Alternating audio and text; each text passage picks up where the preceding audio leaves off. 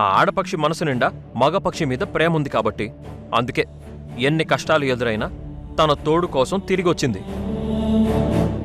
మరి మగపక్షి కూడా ప్రేమించింది కదా, అదెలా మర్చిపోగలిగింది? ఎందుకంటే ఈ లోకంలో ఆడవాళ్లు ప్రేమించినట్టుగా మగవాళ్లు ఏనాటికి ప్రేమించలేరు.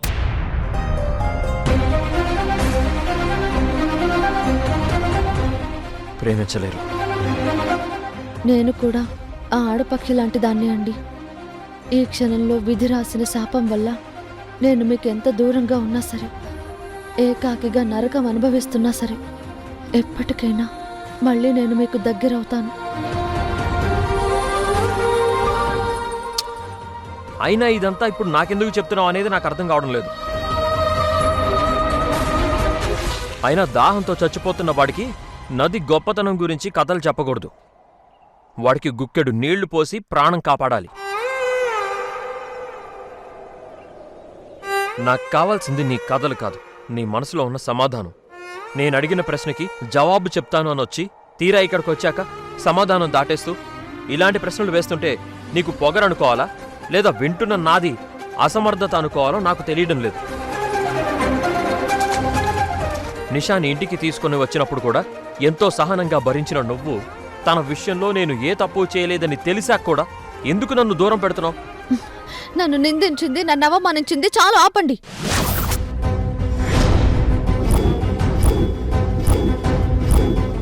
ఇప్పుడు చెప్తున్నాను వినండి. మీరు నిజంగా నన్ను ప్రేమించినట్టే అయితే ఇకపై నాకు దూరంగా ఉండటం అలవాటు చేసుకోండి.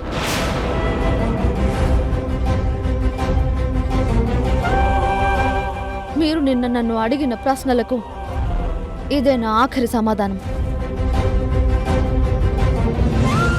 మీరు నిజంగా నన్ను ప్రాణంగా ప్రేమించినట్లయితే ఇకపై నాకు దూరంగా ఉండటం అలవాటు చేసుకోండి.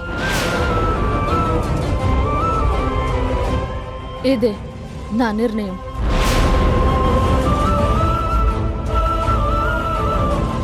నేను మీకు పూర్తిగా దూరంగా ఉండాలనుకుంటున్నాను. అదే నా మనసులో ఉన్న నిజం. ఇకపైన నన్ను వదిలేయండి.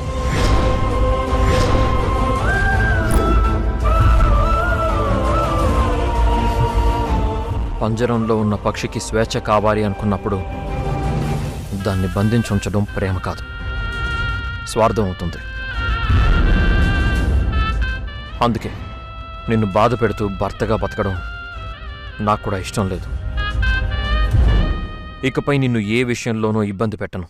ఏ వైపుకు సాగుతోంది ఆలోచన, ఎటువైపో నీ పాదం పయనించెనా, కలగన్నా కాలమేదో సమీపించిన, ఇంకా నీలోన నీకు ఇదే యాతన, నిలకడగా నువ్వు నీతో లేనంటూ అలా అలజడిగా అటు ఇటుగా తడబడితే అలా, నిలకడగా నువ్వు నీతో లేనంటూ అలా అలజడిగా అటు ఇటుగా తడబడితే ఎలా, నీ తనువును ఆ బరువును గమనించవే ఓసారి, ఎదురవ్వదా బదులివ్వదా నువ్వు వెతికేరా. పంజరంలో ఉన్న పక్షికి స్వేచ్ఛ కావాలి అనుకున్నప్పుడు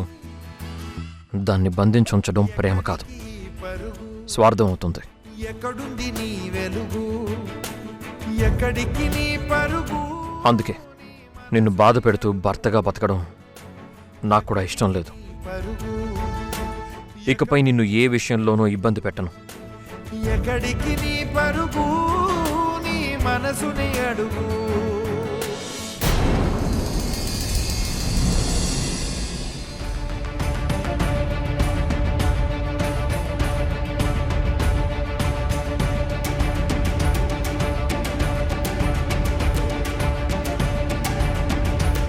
సుప్రియ చెప్పినట్టు ఆ రజనీనే మురారిని కిడ్నాప్ చేసుంటే, నేను ఆ రోజు రజనీని డ్రాప్ చేసింది ఇక్కడే కదా, అంటే ఖచ్చితంగా మురారి ఇక్కడ ఉండే ఛాన్స్ ఉంది. Oh my God.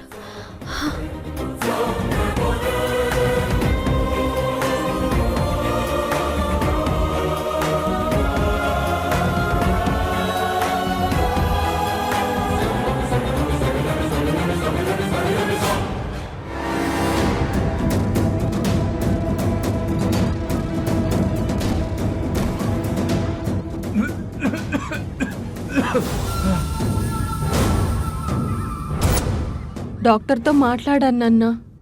మీకొచ్చే వారమే ఆపరేషన్ చేస్తా అన్నారు. ఎందుకమ్మా రజని, ఈ నానంటే నీకు ఇంత పిచ్చి ప్రేమ?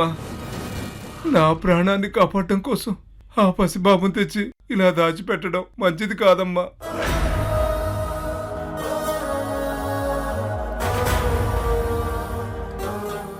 ఆ పాపిష్టి డబ్బుతో నువ్వు నాకు మందులు కొనివ్వడం నాకు అస్సలు ఇష్టం లేదమ్మా. అంతేకాదు, ఈ బ్రతుకు కన్నా మరణమే 1000 రెట్లు మేలమ్మా. అలా అనకండి నాన్న. నాకు మీరు తప్ప ఇంకెవరున్నారు?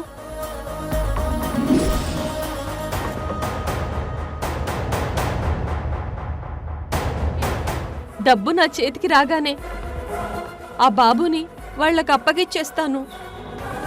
ఆ తర్వాత వచ్చిన డబ్బుతో మీకు పెద్ద హాస్పిటల్లో ఆపరేషన్ చేయిస్తాను.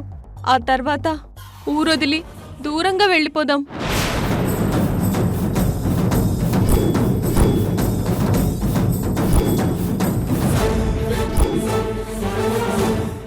మురారి,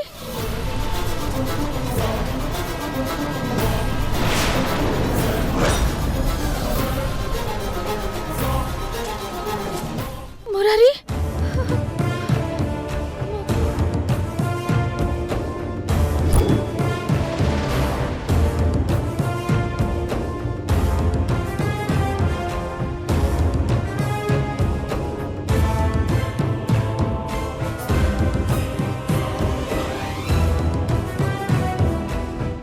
మేడం, మీరిక్కడ?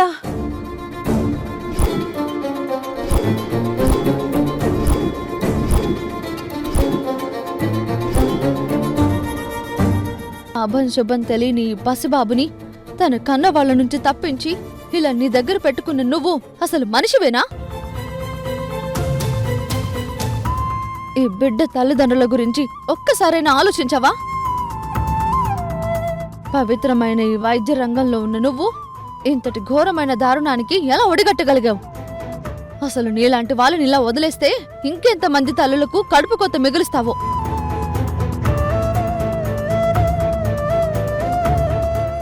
అందుకే నీలాంటి వాళ్ళు ఉండకూడదు. ఇప్పుడే పోలీసులకు అప్పగిస్తాను. మేడం, ప్లీజ్ మేడం, పోలీసులకు ఫోన్ చేయకండి. Please madam. నేను డబ్బుల కోసం తప్పులు చేశాను, కానీ అది నా స్వార్థం కోసం కాదు మేడం.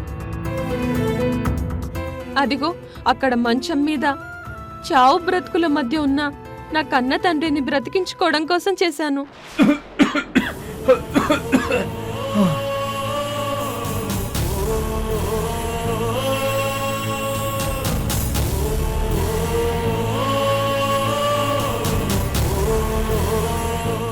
ఆపరేషన్ కావాల్సిన లక్షల డబ్బులు నా దగ్గర లేవు మేడం. అందుకే ఇలా చేశాను. ప్లీజ్ మేడం, మీరు నన్ను పోలీసులకు అప్పగిస్తే మా నాన్న అనాథ అవుతారు. ఆయన్ని చూసుకోవడానికి ఎవ్వరూ లేరు మేడం. మీరు మురారిని తీసుకెళ్ళండి, కానీ పోలీసులకు నా పేరు చెప్పకండి. Please madam.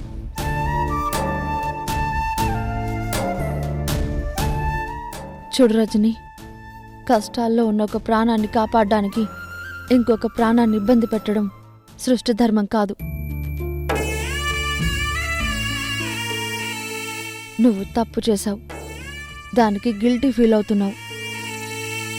అందుకే నేను నిన్ను క్షమించి వదిలేస్తున్నాను.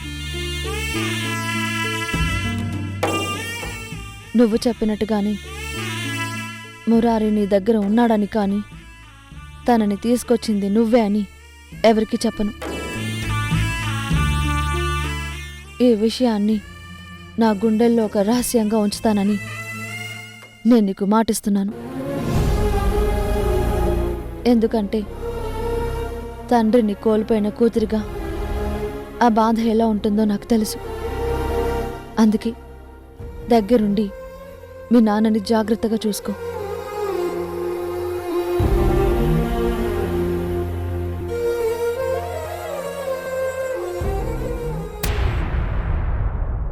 భగవంతుడా, సమస్త సృష్టిని రక్షించే నువ్వు ఒక్క పసి ప్రాణాన్ని కాపాడలేవా? లోకానికే వెలుగునిచ్చే నువ్వు ఈ ఇంట్లో అలుముకున్న చీకటిని తుడిచేయలేవా? మొక్కు పచ్చలారని ఆ పసి ప్రాణానికి ఎంతకిన్ని కష్టాలు, ఎంతకిన్ని బాధలు అన్ని తెలిసిన నువ్వే ఎలాగైనా తొందరగా మురారి ఆచూకీ తెలిసేలా చెయ్యి స్వామి. వాడు ఏ రాక్షసుల చేతిలో చిక్కుకున్నా సరే క్షేమంగా మళ్ళీ మా ముందుకు వచ్చేలా చెయ్యి స్వామి.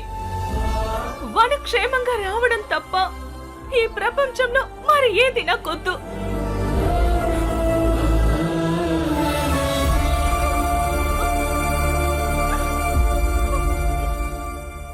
బాధపడకమ్మా హారిక. నువ్వు కార్చిన ప్రతి కన్నీటి చుక్కను ఆ దేవుడు అర్థం చేసుకుని ఉంటాడు. నువ్వు నమ్మకం కోల్పోకు. తొందరలోనే మురారి తిరిగొస్తాడు. అక్క అక్క, అత్తయ్య, మావయ్య, ఇదిగో మన మురారి.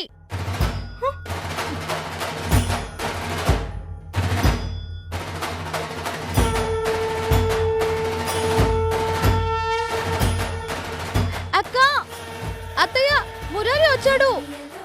అత్తయ్య, మురారి అత్తయ్య, మావయ్య, మురారి, ఇదిగోండి మన మురారి. మురారి, మురారి. మనసు మరలి వచ్చే మురళి సొంత డ్యూటీకి మను తిన్న చిన్నవాడు ఈ మాధవుడు మన్నును కాచేవాడు అల్లరాటల పిల్లవాడు అత్తయ్య, రే మురారి, రథమును తోలేవాడు.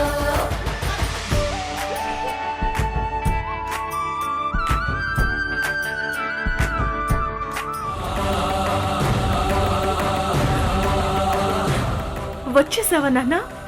ఇన్ని రోజుల తర్వాత నిన్నిలా చూస్తుంటే నా ప్రాణం తిరిగొచ్చినట్టుంది.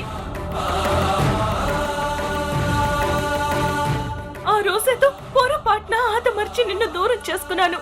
ఇంకెప్పుడు అలా జరగనివ్వను. ఆ? దానికి నన్ను క్షమించు నాన్న.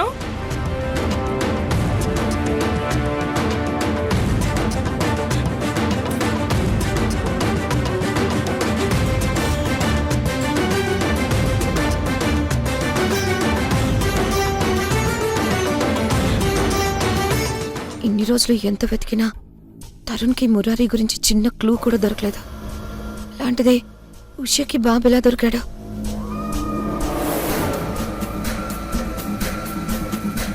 ఇంట్లో అందరూ నిజాయితీకి మారుపేరుగా చూసిన ఉషను దొంగ అని ముద్ర వేయడానికి ఇదే కరెక్ట్ సిచ్యుయేషన్.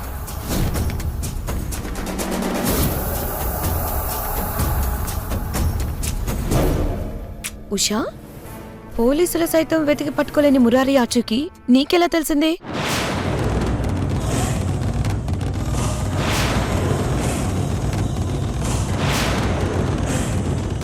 ఇన్ని రోజులు మురారి ఎక్కడున్నాడు? నువ్వొక్కదానివే మురారి గురించి ఎలా తెలుసుకోగలిగావు?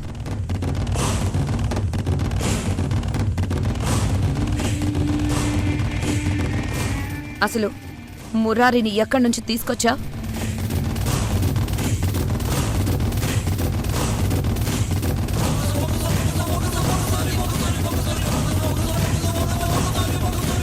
చెప్పు. అది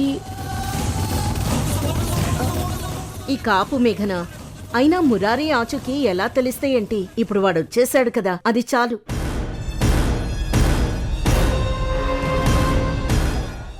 చాలదత్తయ్య, నాకు నిజాలు తెలియాలి. ఏంటి నీకు తెలియాల్సిన నిజం? మీరనుకుంటున్నట్టు మురారి ఏం తప్పిపోలేదు. మనకు తెలియకుండా మురారిని ఉష కావాలని తప్పించింది.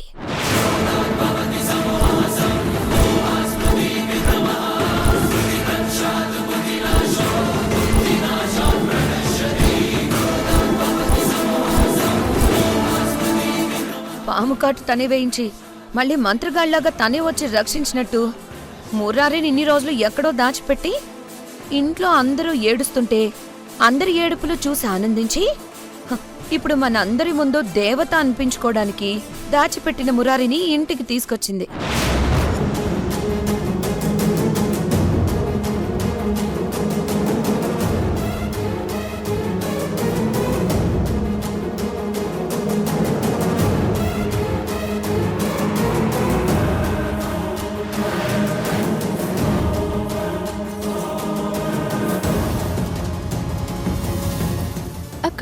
మాట్లాడుతున్నావు? నేను చెప్పేది అబద్ధమైతే నోరు విప్పి నువ్వే నిజం చెప్పు.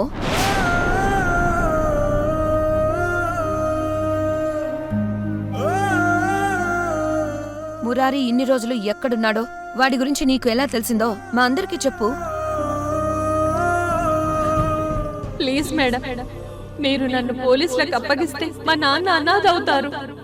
ఆయన్ని చూసుకోవడానికి ఎవరూ లేరు మేడం.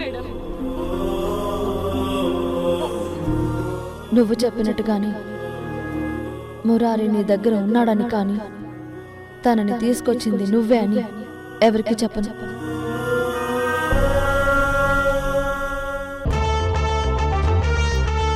నాకు తెలుసు షా, నువ్వు నిజం చెప్పలేవు.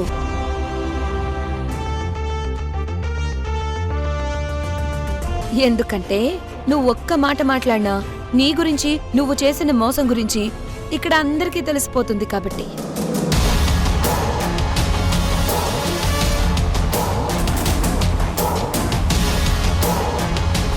అలా సైలెంట్గా ఉన్నావేంటి హారిక? మురారి గురించి అంతగా బాధపడిన నువ్వు మరి మురారి ఎలా దొరికాడో, ఎక్కడ దొరికాడో అని విషయాన్ని అడగవా?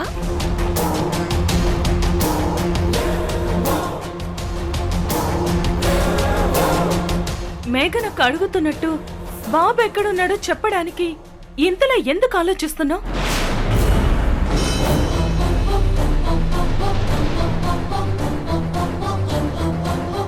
నిజం చెప్పు, మురారి గురించి నీకెలా తెలిసింది? అసలు వీడు నీకెక్కడ దొరికాడు?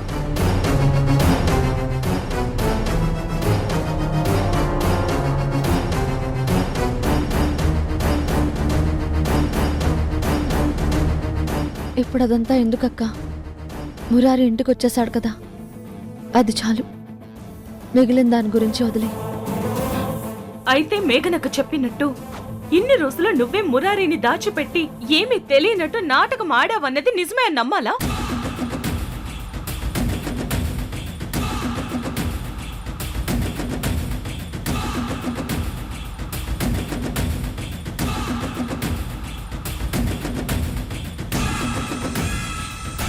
చెప్పు.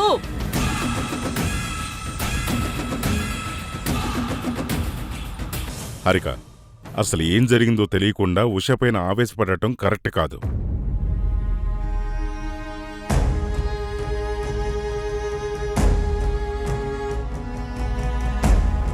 మురారి గురించి నేను తనతో మాట్లాడి తెలుసుకుంటాను. నువ్వు బాబుని తీసుకుని లోపలికి వెళ్ళు. ఉసురేమో ఇరిసేసింది కరుసైన కాలమిలా, ఇగురేసిన జీవితమంతా చిరిమేసెను చీకటిలా, బాధ నీరు కూడా భాష లేక గొంతు మూగబోయనా, పొగిలినంతలోన పొంత నిండలేని నిండు వేదనా, చేరదీయబోతే సాయమేమో యతి నీడ చేర్చనా, నేరమెవ్వరిదో దారి తప్పి నిన్ను చుట్టి వేసనా.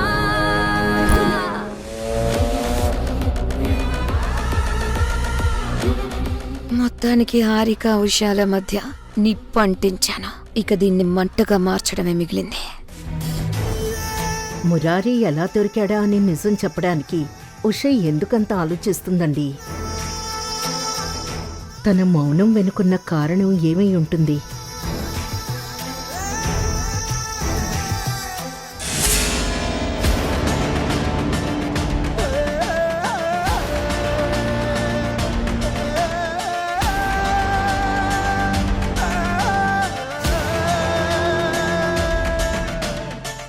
ఉషా, మురారిని నువ్వు వెతికి పట్టుకున్నావా? వాడి ఆచూకీ నీకెలా తెలిసింది? అసలు నువ్వు వాణ్ణి ఎవరి దగ్గర నుంచి తీసుకొచ్చావు? ఎలా తీసుకొచ్చావు? ప్లీజ్ మేడం, మీరు నన్ను పోలీసులకు అప్పగిస్తే మా నాన్న అనాథ అవుతారు. ఆయన్ని చూసుకోవడానికి ఎవరూ లేరు మేడం. నువ్వు చెప్పినట్టుగానే మురారి నీ దగ్గర ఉన్నాడని కానీ తనని తీసుకొచ్చింది నువ్వే అని ఎవరికి చెప్పను. మాట్లాడవేంటి ఉషా? క్షమించండి బావగారు, మురారి ఎక్కడ దొరికాడు, ఎలా దొరికాడు అన్నది చెప్పడం నాకిష్టం లేదు. నన్ను అర్థం చేసుకోండి. టైం వచ్చినప్పుడు నేనే చెప్తాను.